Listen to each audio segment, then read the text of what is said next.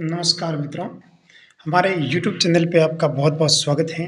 हमने 65% पीछे कर चुके थे, हम लोग 66 क्वेश्चन करते हैं।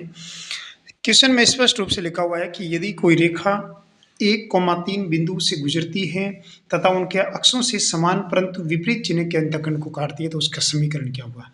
नॉर्मली हम लोग देखें बराबर अंतःखंड काटेगी तो इसका मतलब अगर मैं इसको x और y के गुणांक एक जैसे होंगे तो इसमें तो अलग अलग गुणांक ये दोनों तो पहले से ही कट जाएंगे क्योंकि इसमें बराबर लिखा हुआ है। ठीक, उसके बाद देखो फिर अगर ये लिया और ये लिया तो हमें पता चल गया कि इन दोनों में तो सिंबल अलग अलग है लेकिन इसमें समान है, तो ये भी कट गया तो पीछे उत्तर कौन सा बचेगा? ये।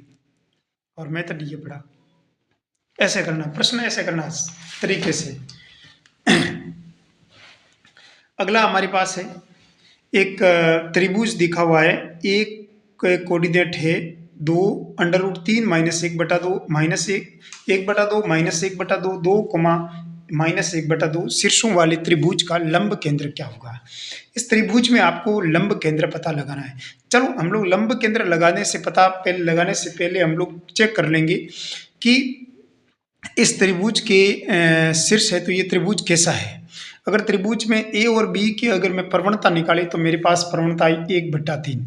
कैसे सोल्व करना? y2 - y1 x2 - x1 formula use किया और हमारे पास मान आ गया 1/√3। BC की प्रवणता निकाली तो हमारे पास देखो b ये पड़ा c और y2 - y1 x2 - x1 solve किया तो हमारे पास आया 0। यहाँ की प्रवणता है 1/3 और यहाँ की ये प्रवणता 0 और हमने CA की प्रवणता निकाली तो यहाँ पर हमारे पास आ गई अनंत। अब देखो ये तो है 0 प्रवणता और ये है अनंत। 0 और अनंत आपस में एक दूसरे के ऑपोजिट प्रवणता है। ऑपोजिट प्रवणता मतलब 0 का उल्टा अनंत होता है, अनंत का उल्टा 0 होता है, सब जानते हैं। इसका मतलब एक दूसरे के प्रवणता ऑपोजिट और माइनस भी कह सकते हैं अपन। इसके आगे 0 के आगे माइनस लगाए क्या फर्क पड़ेगा? कोई फर्क नहीं पड़ेगा। इसका मतलब BC और CA आपस में क्या है? परपेंडिकुलर यानी लंबवत है। इसका मतलब कॉमन कौन सा पॉइंट आ रहा है? C दोनों में यूज हो रहा है। इससे यह साबित हो गया कि यहाँ पर हमारा पास है वो C पॉइंट है, वो पॉइंट होगा वो इसका लंब केंद्र होगा, क्योंकि समकोण त्रिभुज के अंदर लंब केंद्र होगा वो शीर्ष ही इसका लंब केंद्र होता है। अतः ऑप्शन नंबर जो 2, -1/2 होगा वह राइट आंसर हो जाएगा इसका। अगला क्वेश्चन हमारे पास है 68 क्वेश्चन। 68 क्वेश्चन में लिखा हुआ है कि x अक्ष के समांतर एक रेखा वक्र y बराबर √x को 45 डिग्री पर काटती है तो इसका समीकरण क्या होगा? tan थीटा बराबर m1 - m2/1 + m1 m2। देखो x अक्ष के समांतर एक रेखा y बराबर √x की बात करते हैं, 45 डिग्री पर काटती है तो इसका आपको समीकरण निकालना है। m1 बराबर m, m2 बराबर 0। हमने ये मान लिया अगर x अक्ष के समांतर अगर कोई रेखा खींची तो हमारे पास वो रेखा कौन सी हो जाएगी? y बराबर है। देखो x अक्ष के समांतर कोई रेखा हमने माना कि वह रेखा है हमारे पास y बराबर a। तो हमने क्या किया, पहले तो हमने इस समीकरण के अंदर मान रख दिया, y का मान a रख दिया। y का मान जैसे a रखा तो हमारे पास x का मान कितना प्राप्त हो गया? a², सीधी सी बात है। y का मान a रखा तो x का मान a² आ गया। तो उसके बाद हमने पता लगाया कि x बराबर क्या आया? a²। उसके बाद x² y बराबर तो आ गया a और x बराबर a²। पॉइंट क्या हो गया हमारे पास? a² a। इस पर टच करेगी तो इसको इक्वेशन क्या हमारे पास? कर्व की इक्वेशन क्या? y बराबर √x। y बराबर √x है तो dy/dx क्या हो गया? 1/√x। 2x आ गया तो √x का मान रखा हमारे पास a², तो यहाँ पर हमारे पास आ गया 1/2a। ये हमारे पास dy/dx का मान आ गया 1/2a। ठीक है, तो देखो dy/dx का मान 1/2a आ गया तो इसमें स्पष्ट रूप से लिखा हुआ है कि कर्व है वो 45 डिग्री का कोण बनाती है। x अक्ष के साथ यदि 45 डिग्री का कोण बनाए तो tan 45 डिग्री हो जाएगा। tan 45 का मान कितना हो जाएगा? यहाँ पर एक इसकी बराबर है, क्योंकि ये भी tan 45 भी dy/dx ही होता है। तो यहाँ पर हमारे पास 1 बराबर 2 आ गया तो a का मान कितना आ जाएगा? 1/2। a का मान 1/2 आ गया। इसका मतलब ये हुआ कि यहाँ पर अगर हमने पॉइंट रखा तो पॉइंट हमारे पास y का मान कितना आ जाएगा? 1/2 और a का मान 1/4 आ जाएगा। सीधी सी बात है, यहाँ पर 1/4 आ जाएगा, यहाँ पर 1/2 आ गया। अब इसका समीकरण निकालना है। तो समीकरण हमने क्या माना था, y बराबर a ही माना था, और y बराबर a का तो मान अपने प्राप्त कर लिया। कितना आया 1/2, तो ये समीकरण क्या आ जाएगा, y बराबर 1/2 आंसर। ठीक है, अगला प्रश्न देखो, 1,1 के कोऑर्डिनेट है -1, -7, b के कोऑर्डिनेट है 5,1, उसके बाद सी के कोऑर्डिनेट है 1,4। तो एक त्रिभुज के शीर्ष है, तो कोण ए बी सी का अर्धक ज्ञात कीजिए। तो सबसे पहले हमने ए बी सी पॉइंट को ले लिया। ए पॉइंट की कोऑर्डिनेट ये ले लिया -1, -7, बी पॉइंट के कोऑर्डिनेट ले लिया 5,1, सी पॉइंट के कोऑर्डिनेट ले लिया 1,4। तो इसने बोला कोण ए बी सी का अर्धक निकालना है, तो बी पॉइंट सेटिस्फाई करेगा, और जो जिस समीकरण को बी पॉइंट सेटिस्फाई कर रहा है वो ऑप्शन राइट हो जाएगा। इसमें बी पॉइंट रखा तो ये भी सेटिस्फाई नहीं कर रहा है, क्योंकि यहाँ पर रखेंगे तो 2 के बराबर नहीं आएगा। इसमें लिखा बी पॉइंट तो भी सेटिस्फाई नहीं कर रहा है। अगर ये -5 तो हो सकता था, लेकिन ये भी सेटिस्फाई नहीं कर रहा, तो ये भी कैंसिल आउट हो गया, तो option number B is correct हो जाएगा। पता चल गया भाई, इसका समद्विभाजक तो ये रेखा होगी, और ये रेखा इस बी पॉइंट से गुजरेगी, तो बी पॉइंट तो सेटिस्फाई होना चाहिए ना, तो बी पॉइंट सेटिस्फाई करवाने वाला ये पॉइंट नहीं है। अगला प्रश्न है हमारे पास, एक रेखा अक्षों पर a, b अंतखंड काटती है। एक रेखा है जो अक्षों पर कितने अंतखंड काटती है, x अंतखंड a पर काटती है, y पर b अंतखंड काटती है। तो इसका मान कितना है, इसकी मूल बिंदु से दूरी है, मूल बिंदु के कोऑर्डिनेट्स क्या लेंगे 0,0, इससे अगर इसकी दूरी है वो है p। अगर मूल बिंदु से दूरी है, इसका मतलब मूल बिंदु को इस रेखा के अंदर डालेंगे, जैसे ही डाला तो हमारे पास ये आ गया। और दूरी निकालने का सूत्र आपको ध्यान ही है, इस पॉइंट को इसके अंदर रखते हैं, उसके बाद इसके जो कोफिशिएंट होते हैं उसका स्क्वायर करके अंडर रूट लगाते हैं। इसका कोफिशिएंट 1/a, इसका 1/b, इनका वर्ग करके जोड़ के इसका अंडर रूट लगा दिया। हमारे पास आ गया 1/a² प्लस 1/b² बराबर 1/p² आंसर। अगला हमारे पास प्रश्न है 71 क्वेश्चन है कि त्रिभुज 1,0,3 शीर्षों वाले त्रिभुज का लंब केंद्र निकालना है। लंब केंद्र निकालना है, इसका मतलब यह हो गया कि एक कोऑर्डिनेट तो हमारे पास 0,3 है, दूसरा कोऑर्डिनेट है -3,0, तीसरा कोऑर्डिनेट है 3,0। तो यहाँ पर इसका लंब केंद्र निकालना है, तो इस पॉइंट से निकलने वाला एक रेखा खींची मैंने, तो इस रेखा की जो एम होगी वो इस रेखा की जो एम होगी ना वो होगी माइनस और उल्टी, और माइनस और उल्टी एम होगी। तो इसका मतलब सबसे पहले हमने जो एम निकाली वो -1 आई, तो इसकी माइनस उल्टी और +1 हो जाएगा। +1 यहाँ रखा तो हमारे पास इक्वेशन ये आ गई। ये इक्वेशन कौन से एक को सेटिस्फाई कर रहा है, वो राइट आंसर हो जाएगा। तो ऑप्शन नंबर ए को सेटिस्फाई कर रहा है, तो option number A is correct. समझ में आ गई कोई बात? अगला हमारे पास प्रश्न है, ए रेखाओं x/a प्लस y/b बराबर 1 तथा x/a माइनस y/b बराबर 1 के बीच का कोण निकालना है। बीच का कोण निकालना है, तो सबसे पहले हमने a का m1 का मान निकाला यहाँ से, -x का गुणांक बटा y का गुणांक, -x का गुणांक बटा y का गुणांक, इससे भी m निकाला, इससे भी m निकाला। यदि पहली समीकरण से m निकाला तो -b बटा a, दूसरे समीकरण से m निकाला तो b बटा a। दोनों से अगर हमने दोनों के बीच का कोण निकाला तो बीच का कोण निकालने का सूत्र होता है हमारे पास m1 माइनस m2 बटा 1 प्लस m1 m2। हमारे पास समीकरण के अंदर ही m1 और m2 के मान रखा, तो हमारे पास आया b माइनस b बटा a माइनस b बटा a बटा 1 प्लस m1 m2, इन दोनों का गुणा किया तो हमारे पास -b² बटा a², एलसीएम हमने ले लिया b², यहाँ पर a² एलसीएम लिया, a से कट गया, तो यहाँ पर हमारे पास आ गया -2ab बटा a² माइनस b², 2ab बटा b² माइनस a² आंसर आ गया हमारे पास। तो थीटा बराबर हो जाएगा tan इनवर्स 2ab बटा a² minus b²। Option number D is correct. अगला हमारे पास प्रश्न है, देखो एक पॉइंट दे रखा है आपको 2,4 से रेखा x प्लस y बराबर 1 पर डाले गए लंब पाद का आपको निर्देशांक निकालना है। तो सबसे पहले एक पॉइंट लिख किया, इसका इस पॉइंट से इस रेखा पर लंब डाला, लंब पाद निकाला। लंब पाद निकालना है, तो लंब पाद है तो इसका मतलब लंब पाद तो इस रेखा पर ही होगा, तो इस रेखा को संतुष्ट करवाना है। और संतुष्ट ये नहीं कर रहा है, ये भी नहीं कर रहा है, ये भी नहीं कर रहा है, ये पॉइंट कर रहा है, क्योंकि इनकी जोड़ एक इसमें भी आ रही है, इसमें भी नहीं आ रही जोड़, इसमें भी एक नहीं आ रही जोड़, इसमें भी एक नहीं आ रही जोड़। Option number B is correct. अगला हमारे पास प्रश्न है 74 क्या लिखा हुआ हमारे पास, एक्स वाई बराबर जीरो है, तो यहाँ से दो समीकरण आपको दिख रहे हैं। एक्स बराबर जीरो है, दूसरा है वाई बराबर जीरो है। इस समीकरण दूसरा हमारे पास समीकरण है एक्स प्लस वाई बराबर एक से निर्मित त्रिभुज के लंब केंद्र आपको निकालना है। तो लंब केंद्र निकालने के लिए सबसे पहले हमने ये जो इक्वेशन है हमारे पास एक्स बराबर ए और वाई बराबर बी, तो इन इक्वेशन को मैंने यहाँ पर लिख दिया। एक्स बराबर ए ये हो जाएगा, वाई बराबर जीरो ये हो जाएगा। तो इसका जो पॉइंट है वो कटान बिंदु आ जाएगा इसका 0,0, और दूसरा पॉइंट हमारे पास इस रेखा को खींचा तो आ गया 1,0, दूसरा आ जाएगा 0,1। तो इनकी सहायता से अगर आपको ये एक समकोण त्रिभुज दे रहे हैं, तो समकोण त्रिभुज का शीर्ष समकोण त्रिभुज का शीर्ष ही लंब केंद्र होता है।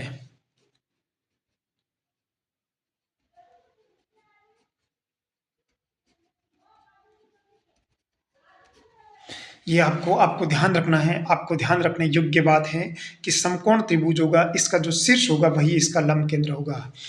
अगला हमारे पास प्रश्न है 75, क्वेश्चन नंबर 75 बहुत ही बेहतरीन क्वेश्चन है। अगर हम लोग बात करें, एक रेखा आपको दे रखी है 3x प्लस 4y बराबर 9, दूसरी है 6x प्लस 8y बराबर -15 के बीच की आपको दूरी निकालनी है। अगर रेखाओं के बीच की दूरी निकालनी है, अगर हमने 2 कॉमन लिया तो यहाँ पर हो जाएगा 3x प्लस 4y बराबर 15/2। ठीक है, इसमें कोई दो राय नहीं। अच्छा, तो फिर हमने क्या किया,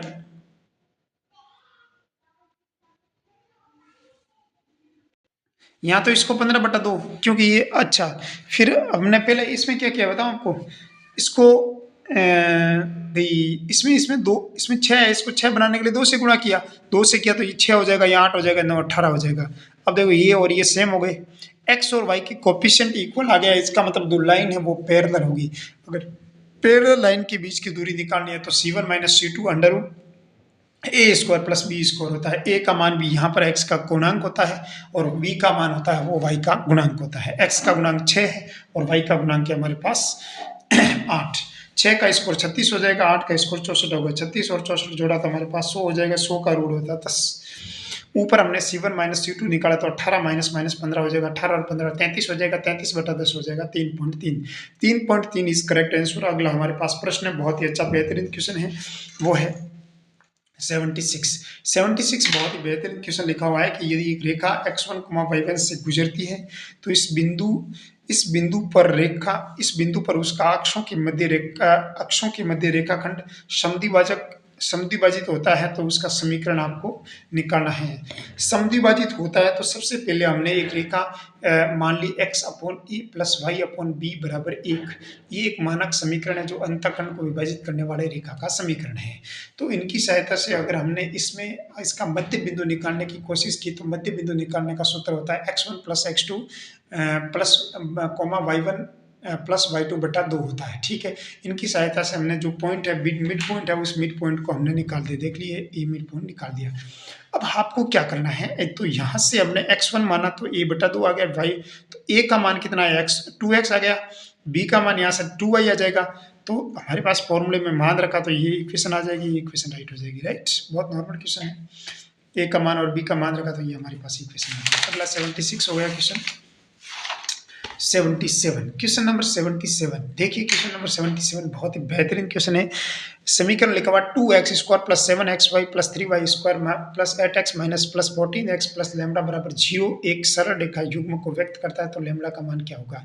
हमने एक समीकरण जो सरल रेखा युग्म को व्यक्त करता है उसका समीकरण होता है ax square plus by square 2hxy 2agx plus 2fy plus c बराबर 0 होता है। यहाँ से हमने तुलना की तो ये b c और h का मान निकाला, कंपेरिजेशन इसके साथ इसका किया, इसके साथ इसका किया, इसके साथ इसका किया, आपस में कंपेयर किया तो यहाँ पर हमने a b c और f g s का मान निकाला तो हमारे पास यह आया। तो रेखा युग्म को व्यक्त करता है, तो हम जानते हैं कि रेखा युग्म को व्यक्त करने के लिए इसका जो मान है वो 0 आ जाएगा। तो यहाँ पर ये जो मान होते हैं वो ऐसे, इसका फॉर्मूला होता है ABC और हाइड्रोजन गैस और फ्लोरीन यहाँ पर याद रख देना। बहुत नॉर्मल क्वेश्चन है, ट्रिक है, बहुत बढ़िया तरीके से। क्या ट्रिक है, ABC ऐसे रखना, हाइड्रोजन गैस ऐसे रखना और फ्लोरीन यहाँ रख देना। तो बहुत ही बेहतरीन, जिसका मान अगर 0 आ जाए तो हमारे पास ये एक रेखा युग्म क्यों व्यक्त करेगा, क्योंकि इसका क्षेत्रफल जीरो आ जाएगा अगर हमारे पास। तो यहाँ पर हमने इसको सोल्व किया, तो सारणी को सोल्व करने का बहुत ही बेहतरीन तरीका होता है। यहाँ पर इसको इससे गुणा करके इस माइनस कर दिया, तो बिल्कुल तरीके से आपको मैं जानता हूँ कि अगर आप 2D पढ़ रहे हैं, बहुत IIT लेवल की 2D पढ़ रहे हैं, तो ये सारणी सोल्यूशन करना मुझे पूर्ण विश्वास है कि तो आपको आता होगा, इसीलिए हमने ये किया नहीं है। अगला है 78 क्वेश्चन है हमारे पास कि ये लिखा हुआ है कि 3x माइनस वाई बराबर 2, 5x प्लस ए वाई बराबर 3, 2x प्लस वाई बराबर 3 संगामी रेखा है। संगामी रेखा किसे कहते हैं? ऐसी रेखा जिसका इनिशियल पॉइंट है वो एक ही होता है, यहाँ से सभी रेखाएं निकलेगी, एक ही पॉइंट से निकलने वाली रेखाओं को संगामी रेखा है। इसका यानी मिलने तीनों रेखाएं एक ही पॉइंट पर मिल रही है, इसका मतलब ये संगामी रेखा। समीकरण नंबर 1 और समीकरण नंबर 3 को सोल्व किया, तो यहाँ से हमने x और y का मान निकाला। x और y का मान निकालने पर हमारे पास प्राप्त हुआ x का मान 1 और y का मान भी 1। x और y का मान हमने यहाँ पर रखा, तो हमारे पास a का मान ज्ञात हो गया। 5 प्लस a बराबर 3 हो जाएगा, तो a का मान हो जाएगा 3 माइनस 5 बराबर -2। -2 इज करेक्ट आंसर। अगला हमारे पास 78 क्वेश्चन होगा। 79 देखिए, 79 हमारे पास केंद्र है। त्रिभुज की भुजाओं के समीकरण x प्लस वाई बराबर 5, x माइनस वाई बराबर -1, y माइनस 1 बराबर 0, इसके परिकेंद्र के निर्देशांक आपको निकालना है। तो यहाँ पर देखो x प्लस वाई बराबर 5, दूसरा समीकरण x माइनस वाई बराबर -1। यहाँ से हमने y का मान 1 है वो इसके अंदर रखा, तो x का मान हो गया, x का मान 0 हो गया। फिर इन दोनों को सोल्व किया, फिर इन दोनों को सोल्व किया, तो हमारे पास जो कोऑर्डिनेट है वो इस प्रकार मिलके 0,1, 4,1, 2,1 इसका मध्य मिड पॉइंट हो गया, क्योंकि ये समकोण त्रिभुज के शीर्ष है। तो समकोण त्रिभुज के शीर्ष होने के कारण इसका जो परिकेंद्र होता है वो इसका जो कर्ण होता है ना, उसके मिड पॉइंट होता है वो इसका परिकेंद्र होता है, और इसका शीर्ष होता है वो इसका लंब केंद्र होता है। बहुत बेहतरीन 99% ये आपका क्या बनेगा।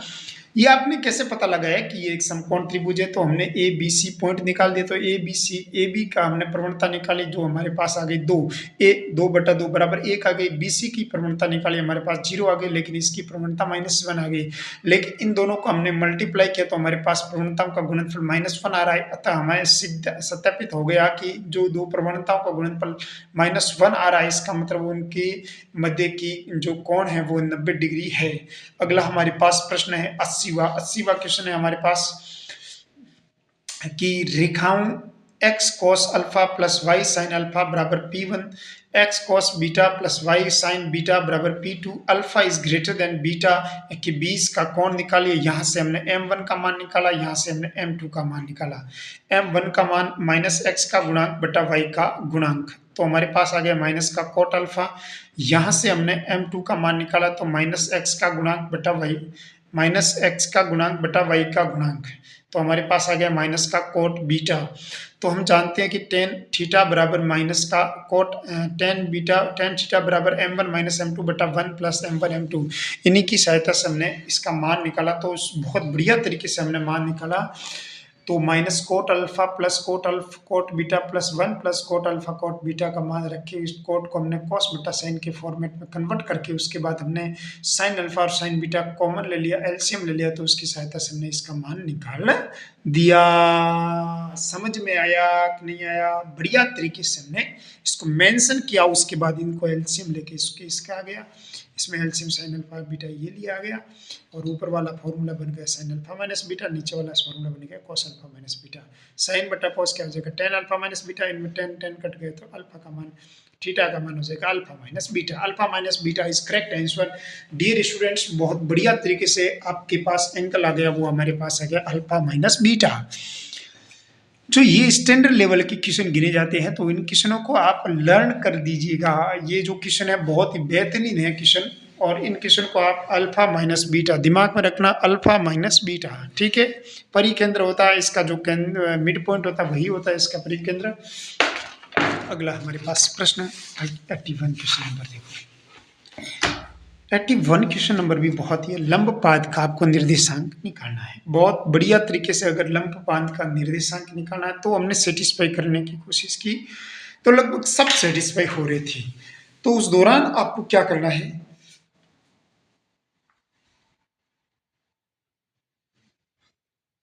ये इस प्रकार आपने पॉइंट ले लिया, इस रेखा पर लंब पाद निकालना है। तो इस पॉइंट इसकी हमने m निकाली, तो m आया हमारे पास आ गई 3/4 माइनस x का गुणांक बट्टा y का गुणांक। इसकी जो m है वो इसकी माइनस और उल्टी होती है, 3/4 की m होती है माइनस का 4/3। फॉर्मूला है में देखो x1 का मान ये है और y1 का मान ये है। y माइनस y माइनस 4 बराबर -4/3 x माइनस 3। सोल्व किया तो 3 इधर आ गया, 3y माइनस 12 बराबर 4 माइनस x प्लस 12। सोल्व किया तो 4x प्लस 3y बराबर 24 हो जाएगा। ये हमारे पास इक्वेशन आ गई। फिर इन इक्वेशन को लंबपाद -3x माइनस 4y बराबर -5, दूसरा है 4x प्लस 3y बराबर 24। सोल्व किया तो हमारे पास इसको ऊपर वाले को 4 से मल्टीप्लाई, नीचे वाले को 3 से मल्टीप्लाई की तो एक कट जाएगा, तो हमारे पास y का मान निकल गया। तो y का मान आ जाएगा 92/25, जिसमें 92/25 से उसका मान x का मान इसमें रखेंगे तो x का मान आ जाएगा। क्योंकि लंबपाद किससे निकलेगा, तो इसका इस लाइन के जो कटान बिंदु होगा तो कटान बिंदु कैसे निकालते हैं, इन दोनों को इक्वेशन को सॉल्व करते तभी निकालते हैं। बहुत बहुत धन्यवाद, very good, thank you very much. अगले वीडियोस में हम लोग आगे और मिलते हैं 82 क्वेश्चन के साथ।